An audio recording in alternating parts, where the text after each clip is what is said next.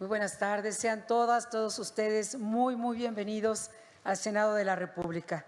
La verdad es que me siento muy honrada, muy orgullosa de poder recibir a un grupo tan comprometido, y lo digo con toda sinceridad, con las niñas, los niños y los adolescentes.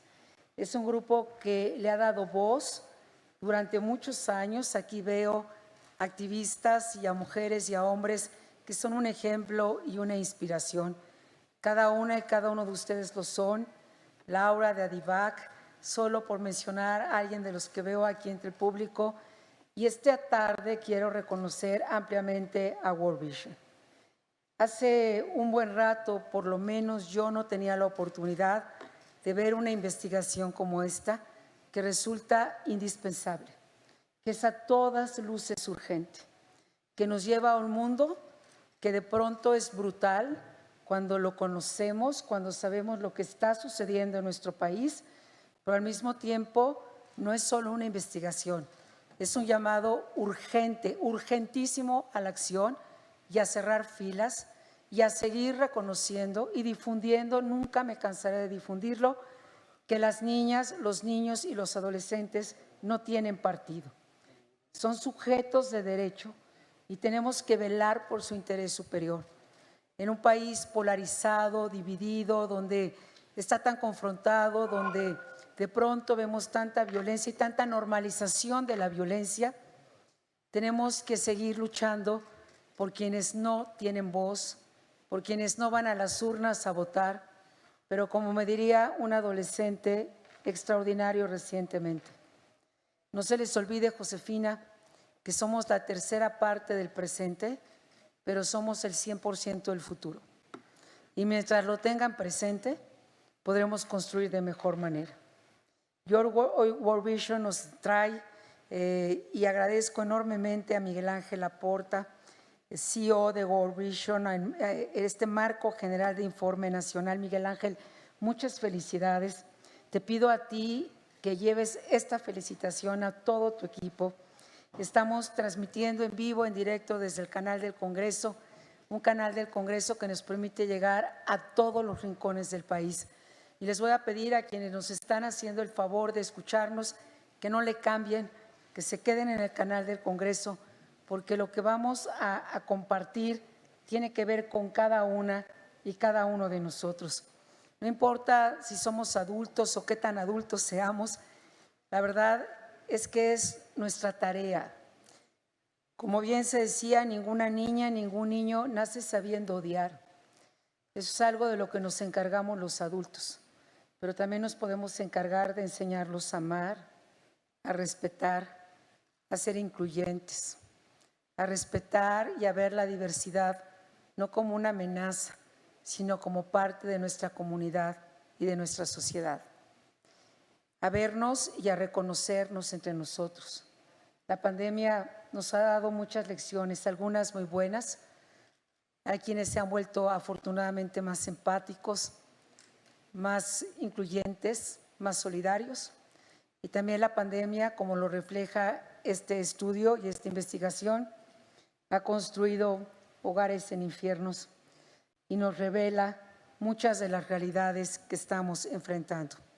Quiero agradecer, se encuentra, gracias a la tecnología, conectada con nosotros, la diputada Ana Lilia Herrera, presidenta de la Comisión de Derechos de Niñez y Adolescencia en la Cámara de Diputados y que ha sido una socia extraordinaria en esta tarea. A mi muy querida senadora Guadalupe Covarrubias, secretaria de nuestra comisión, gracias, senadora. A la senadora Adriana Jurado, integrante de nuestra comisión. A la maestra Tania Enríquez Mier, titular de la Unidad de Prevención de Violencia y el Delito y responsable de la Comisión para poner fin a toda forma de violencia contra niñas, niños y adolescentes. A la doctora Leticia Soto Catalina Costa, titular de la Fiscalía Especializada en Delitos de Violencia contra las Mujeres y Trata de Personas de la Fiscalía General de la República. A José Antonio Ruiz, oficial nacional de protección y especialista en violencia por parte de UNICEF México. A Mariana Gil, directora de la Oficina de Defensoría de los Derechos de la Infancia, muchísimas gracias. Tania Ramírez, directora ejecutiva de la Red por los Derechos de la Infancia en México, REDIM, a María Constanza Torzan Román, encargada del despacho de la Secretaría Ejecutiva del CIPINA, a Marina Flores Camargo, directora de Investigación, Monitoreo y Evaluación de Reinserta, AC, y a Tonatiuh Magos, director de Incidencia en Políticas Públicas de World Vision México. Quiero iniciar con algunos testimonios que nos arroja esta investigación. Rodolfo, 16 años, del estado de Puebla. Pues violencia es que tus papás te maltraten, o sea, que te peguen, que te griten, que te ignoren, porque sí. A una niña en Hidalgo. Muchas veces solo te pegan porque pueden hacerlo. Mi papá nos pegaba y decía, para que veas quién manda. A Jacqueline, de 14 años, en Nuevo León. También es violencia todas las burlas y cosas que les hacen a las niñas en las escuelas por su peso, por su color, por su estatura, por su pelo. Sabemos que en nuestro país, no obstante los avances logrados, ser mujer resulta mucho más desafiante que ser hombre. Y que lo que se le exige a una mujer y lo que se observa en una mujer no necesariamente se observa en un varón. Sergio, de 14 años, de Guanajuato. Acá no es raro que los papás les peguen a sus hijos por lo que sea cuando están borrachos. Son solo algunos de los testimonios de la investigación. A más de 25 meses y ya más de 25 meses del primer caso por COVID en nuestro país, pues se han reportado como nunca antes más casos de violencia también.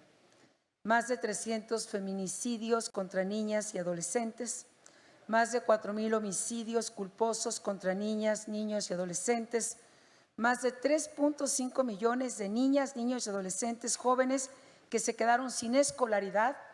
Ya Reinserta, Saskia Niño de Rivero, también en una presentación muy interesante señalaba la vulnerabilidad hoy, cómo ha crecido para ser cooptados por el crimen organizado. Y demostraba en esta investigación de Reinserta cómo justamente hay, digamos, es directamente proporcional el riesgo de niñas y niños no escolarizados y adolescentes y la cooptación por parte del crimen organizado. Entonces, si consideramos que las cifras oficiales estiman al menos que entre 3.5 y 5 millones de niñas y niños no han podido regresar a las escuelas, el reto que tenemos hoy, comparativamente hace muy pocos meses, es gigantesco. Frente a todo este contexto, World Vision de México decidió, como siempre lo ha hecho, no quedarse de brazos cruzados. Decidieron ponerse a trabajar, decidieron ir a preguntar a todo el país, decidieron realizar una investigación muy seria en más de 260 municipios, con cerca de 9,000 encuestas de niñas, niños, adolescentes y adultos, y la mayor proporción, y eso lo quiero destacar esta tarde, se concentró en personas de 10 a 19 años de edad, cerca de 40 de cada 100 encuestados, lo cual nos refleja de manera muy directa, muy cercana, muy viva, lo que está sucediendo en este sector de la población. Hay 9 hallazgos, hay muchísimos. Yo solo quiero destacar estos 9 que me parece merecen toda nuestra atención y acción y unidad en el propósito. El número 1 es que la casa es el espacio con mayor violencia. Es decir, estas 4 paredes que debiesen ser el espacio de tranquilidad, de paz, de certeza, de alegría, de gozo, de amor, no puede llamarse hogar, podemos llamarlos infiernos. Donde más riesgo están corriendo niñas, niños y adolescentes no es en las calles, o en los parques, o en las escuelas, o en otros centros donde conviven, es donde están aquellas y aquellos adultos que debiesen amarlos, protegerlos, educarlos con amor y con límites. Esto es terrible. Si pensamos que el 50% de niñas y adolescentes considera que el lugar más peligroso y más violento es su casa, yo dejo una pregunta abierta: ¿qué país estamos esperando? ¿Qué país podemos imaginar siquiera?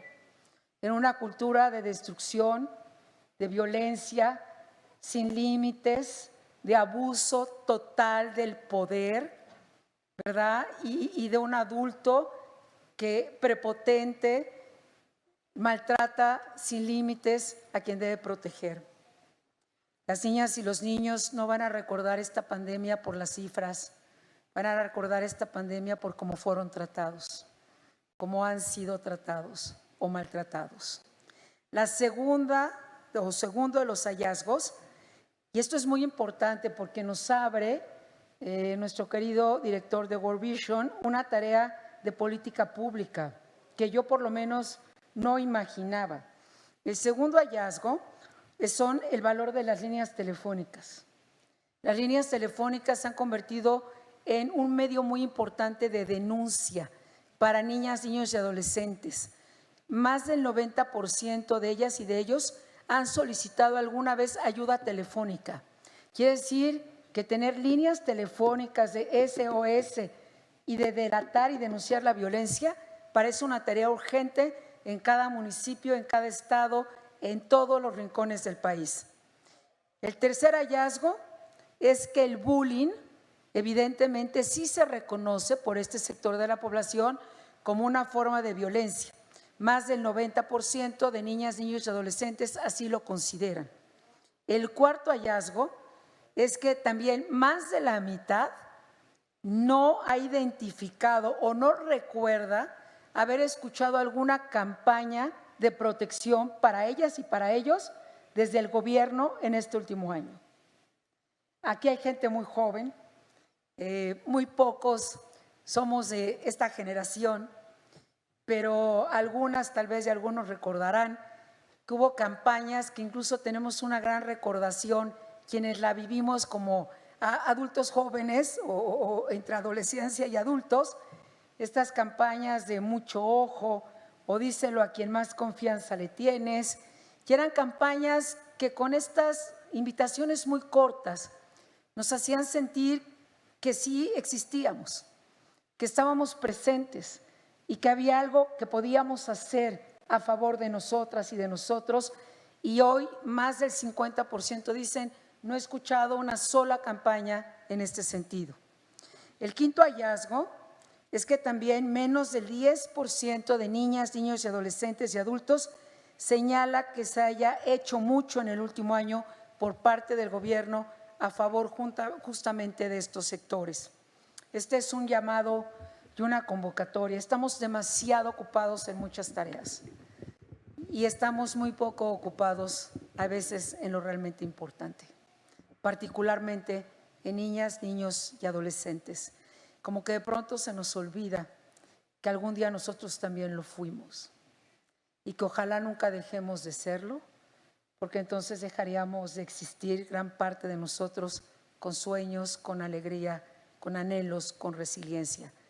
Las niñas, niños y adolescentes han sido los más resilientes de esta pandemia, los más resilientes.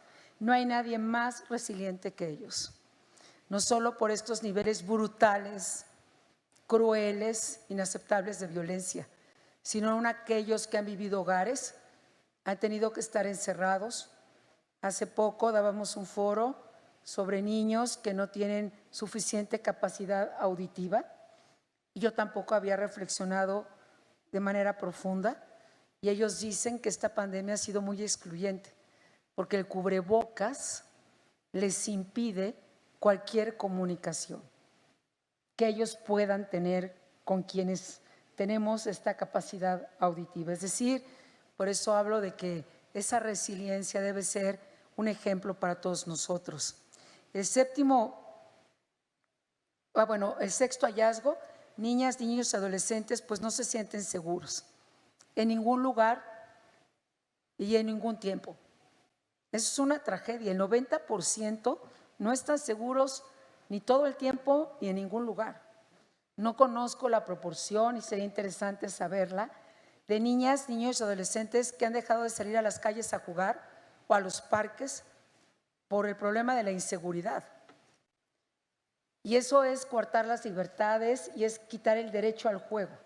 Recuerdo a una experta maravillosa que nos ha acompañado a muchos foros de la UNAM, una doctora que admiro mucho y es especialista en el derecho al juego de niñas y niños.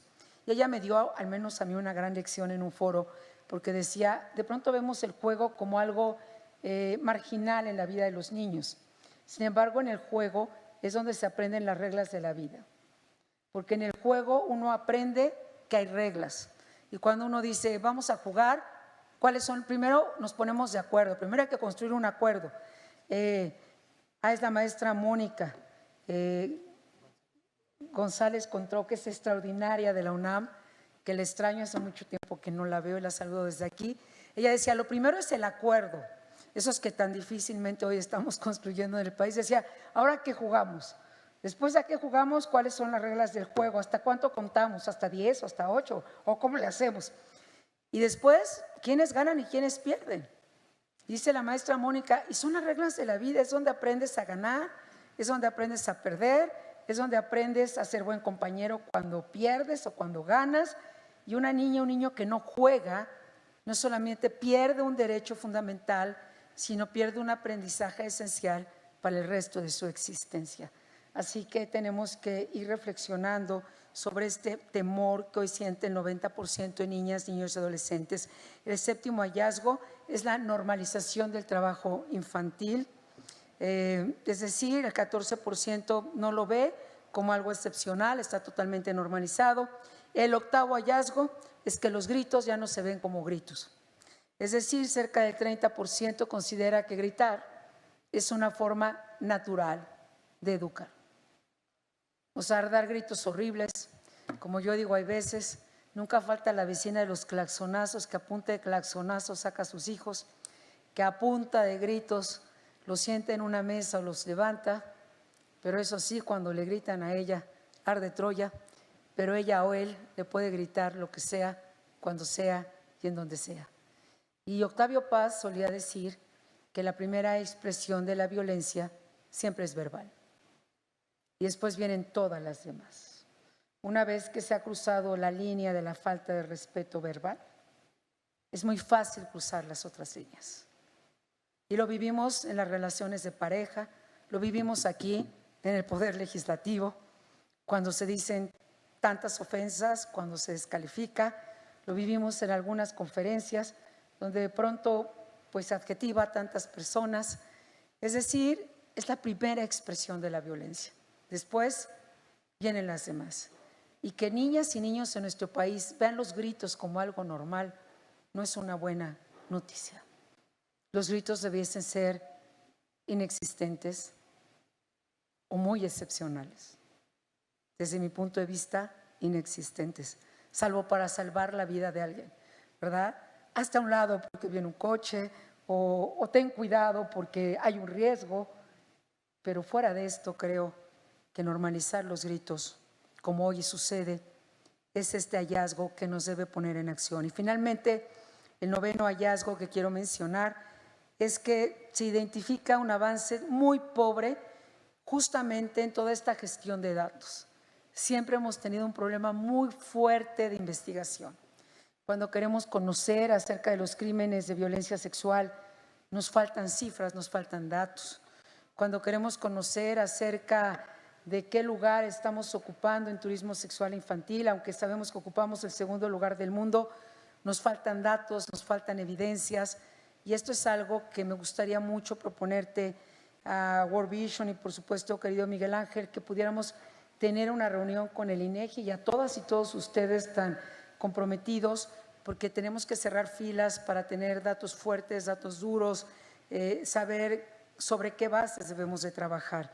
No me resta más que felicitar de verdad toda esta tarea incansable a World Vision, este extraordinario equipo, agradecerles no solo a nombre de la Comisión de la Niñez y de la Adolescencia, quiero agradecerles a nombre de México, lo hago con humildad, pero quiero agradecerles a nombre de México, porque cuando estamos hablando aquí del 90% o del 30% o del 50%, estamos hablando de nombres, de apellidos, estamos hablando de historias de vida.